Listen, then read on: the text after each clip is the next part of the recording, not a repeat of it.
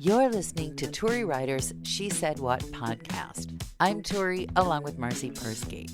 In this installment, that moment when you realize you should have known what someone was like years earlier, or at least before you picked up the check. Also, the sound inside your own head. We had a bad week at the Ryder menagerie this week. We had a chicken who hung herself.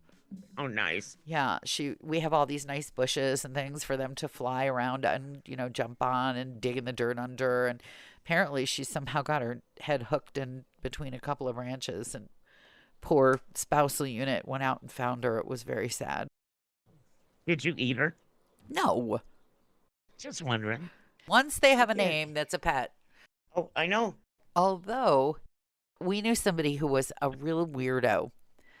He actually said to me that he wanted to get their son a chicken as a pet and then kill it and eat it. I could never look him in the face after that.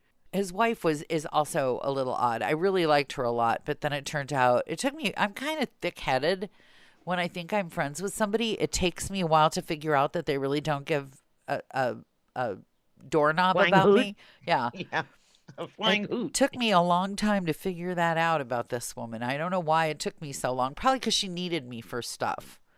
We were in the same community and we did stuff with our kids together. Mm-hmm. And she was always happy to come to my home. And she was happy if I brought her a meal if she had a baby. And she was very lovely. But she came through town here in Chicago. I took her out for a nice meal. She let me pay for everything. And then she told me that her company was giving her a per diem, that's an allowance, to spend on dinners while she's traveling that would have covered the whole thing, except for the drinks.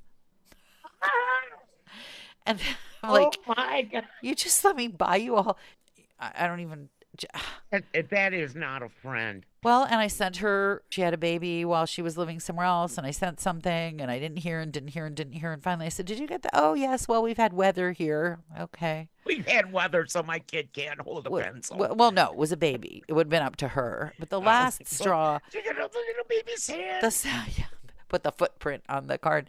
And even if you're a slow learner, eventually you do learn. I do have a rope, and you can get to the end of it. The last straw was, again, she came through town, and this time I said, well, why don't you come for dinner? And I made a whole dinner, and I sent her a couple of texts saying, what time will you be arriving? And do you need me to meet you at the train? And after dinner time had long passed, I got a text saying, I had a chance to catch an early flight and go back home, so I did that. And she didn't let you know? Nope. Dude, I would be sending her company bills.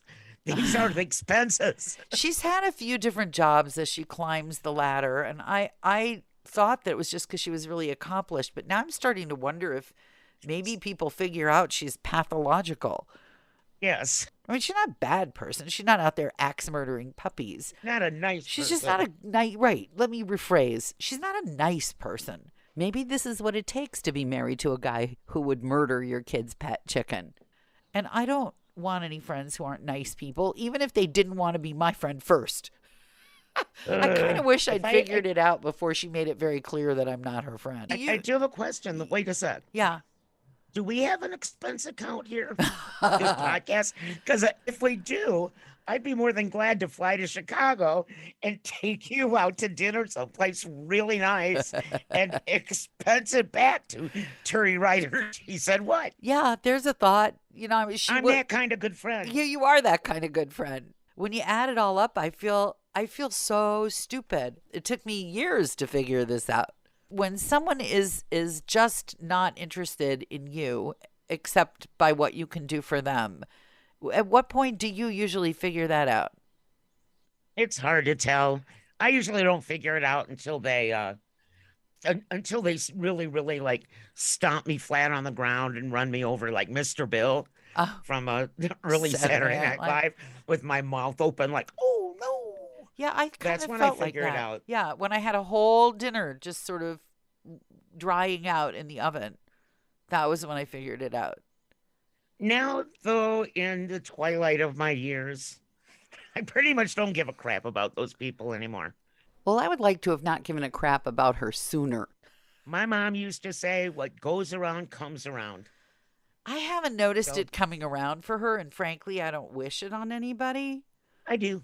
I have a list, remember? Right, a list, I have right. my comes around list. I would like to add some people to your list then so you can wish them ill on my behalf, and then I can feel virtuous and superior. Just You put know, my I have people on your list. for our two regular listeners, Yes?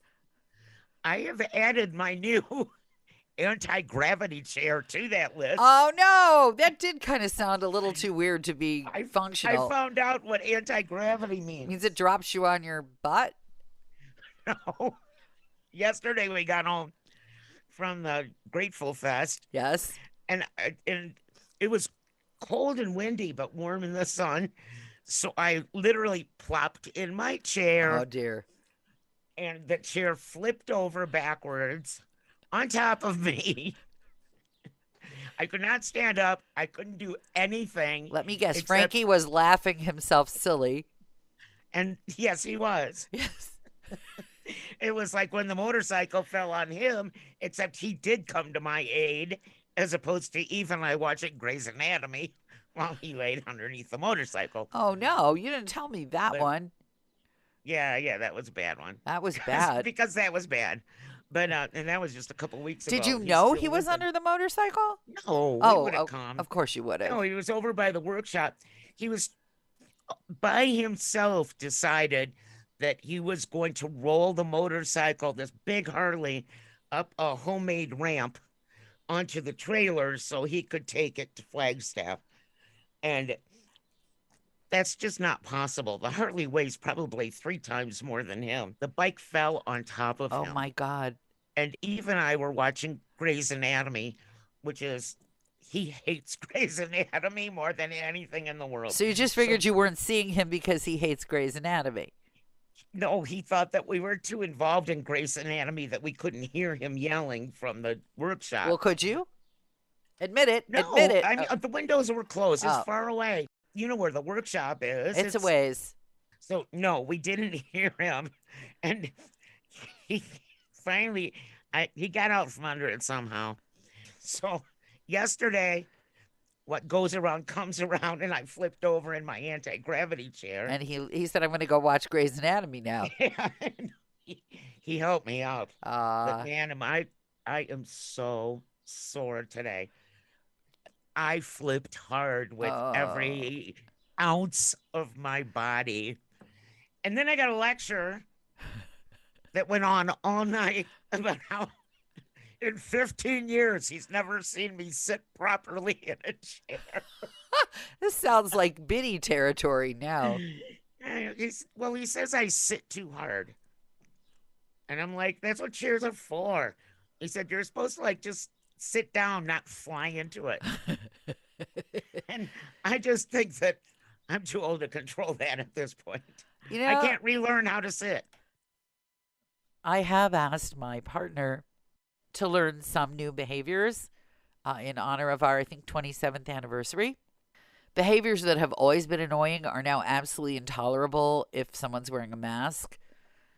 If he sees something happening over to the left of him, and I'm walking on the right of him, instead of turning to me and saying, look at that pink fire breathing dragon over to your left, he turns to the left and says, I never have to do it. And I'm saying, what? Which, if you have been through something similar, you know makes you feel both deaf and crazy. Finally, he'll turn around and say, over to the left, there's a fire-breathing dragon. And about the 16th time that this happened on our lovely day out today, I just wanted to put him in a dumpster. I really did. I really, really did. So, yeah, we rode the train today, but it was daytime. But we got to see all the ways that people have no etiquette at all. There are the teenagers in love who think that everybody wants to watch them interact in physically intimate ways while they're standing in front of you, like directly in front of you, and you're sitting on the train. You have nowhere to move, nowhere to go. Like all the Kardashians. All I've been seeing lately are pictures of Kardashians making out in public with their various boyfriends. If you're sitting on a train and someone is standing in front of you, all of the bumping and grinding is happening directly in front of your nose. I would tap him on the shoulder and say, "Excuse me, but I think I'm getting pregnant." I regretted the fact that nobody reads a printed newspaper because that's what printed newspapers used to be good for. Yep. Like your privacy shield. You could just raise your newspaper in front of your face. But I wanted to know about how Grateful Fest went. I put a picture on our Instagram. It's not my music, but it was fun. Most of the people were, I would say, in their 60s and 70s and even 80s. The Okay. age where people had actually heard the Grateful Dead at some Yes, point or in their and lives. saw them. Yes. Yes. And they were all dressed like their youth in crazy outfits. And it was interesting to watch. And it was interesting to watch them dance. There was a kid in front of us with a stocking cap on and a big t-shirt and trying to look nouveau hippie, I don't even know what that is. just a neo hippie, just a new generation of what we were back in the 60s and 70s. Those of us that are old enough to have been part of that Well, culture. that's just fashion right now. All that crap is back. Speaking of fashion, Yes. he was wearing $225 True Religion jeans. What? Yeah. And I happen to know this because I saw those jeans online the other day On the and Kardashians? said, Where they were wearing no, them? it was just an ad. And I went, oh, those are really cute. And I looked it up. It said, now on sale, $225. Maybe they're a knockoff and he bought them on the street in New Oh, York. no, these were them. Believe me, I know. I have the trained eye. And now I can really see because I've had eye surgery and new glasses. So, yes, I would like to just say there was a fake hippie in the crowd. There was also a guy wearing a onesie, What? top and shorts, really tight, like he's a diver or something. And it was American flags all over it. And one of those hats that in the old movies they would work in the rice paddies, with those triangle Oh, hats. yeah. But his triangle hat was like purple and green and blue. And he had fake tattoo sleeves underneath his onesie that matched his hat. And I couldn't stop looking at this guy. Did you ask if you could take his picture? No, he was scary. And I'm people are so bummed that strange. you didn't take a picture of the guy in the American flag onesie. I didn't take my phone down with me. Ah. I didn't want to lose it. Oh, right. Yeah, I Down. can That's take your great pictures, track record of losing expensive things down the portage Yes. on. Yes. Yes, so I did not want to take my phone and lose it. Was it better or worse now that you have hearing aids? I didn't wear them. Oh, better then. When it's really windy, all I hear is the wind going through my head when I'm wearing my hearing aids. I could hear the music just fine. I didn't wear them all weekend, actually. I usually do not wear little earbuds of any sort, but we went to a museum and I thought I would try their little audio tour of this fabulous exhibit Mm-hmm. with earbuds in my ear and a mask over my face. To myself, I just sounded like Darth Vader. Can you imagine going through a museum and all you hear is, Yeah. Believe me, with my regular hearing aids and a mask, I can hear myself breathe. I can hear everything, including things I don't want to hear. And there are like a whole bunch of settings, but I guess I haven't figured them out yet, except for the TV setting. you figured Which that put out the because you soul had stereo. incentive. Speaking of listening, I just remembered something I'd forgotten for like years. When I was a little kid, I used to have these repeating nightmares that animals were breathing on me and getting closer and they were going to run me over. And it wasn't until like the third week of this nightmare that I realized I was hearing myself breathing into my pillow. And that as soon as and so the more scared I'd get, the faster I'd breathe. And the faster I'd breathe, the more I thought animals were coming to get me and the more scared I'd get. And I really, 2 weeks, I'm telling you, the conclusion of this whole conversation today is that I am really not as smart as I would like to believe I am. I want to know how this resolved itself.